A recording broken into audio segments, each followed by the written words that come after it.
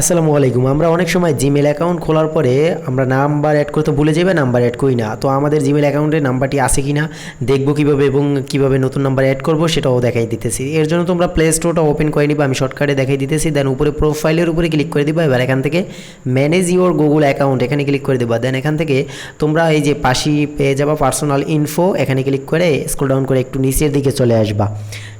নিচের দিকে আসার পরে এখানে পেয়ে যাবা কন্ট্যাক্ট ইনফো, এখানে ক্লিক করে এই যে ফোন নাম্বারে ক্লিক করে দিবা। ফোন নাম্বারে ক্লিক করার পরে তোমরা এখানে দেখতে পারবা যে তোমাদের অ্যাড আছে কি না। তো এখানে অ্যাড না থাকলে অ্যাড করে নিবা। তো অ্যাড করার জন্য এই যে হোমেও এখানে অ্যাড রিকভারি ফোন নাম্বার নামে একটা নোটিফিকেশন দেওয়া আছে, এখানে ক্লিক করলেও আমাদের ওই অপশনটায় নিয়ে যাবে।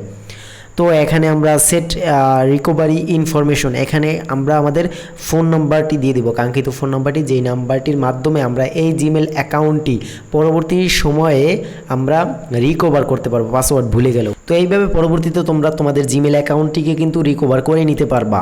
তো আজকের ভিডিওটা এই পর্যন্ত। ভিডিওটা ভালো লাগলে ভিডিওতে একটা লাইক করে দেবো এবং পরবর্তীতে এই ধরনের ইনফরমেশনাল ভিডিও পেতে অবশ্যই ফেসবুক পেজটিকে লাইক দিয়ে রাখবে এবং চ্যানেলটিকে সাবস্ক্রাইব করে রাখবা। আল্লাহ হাফেজ।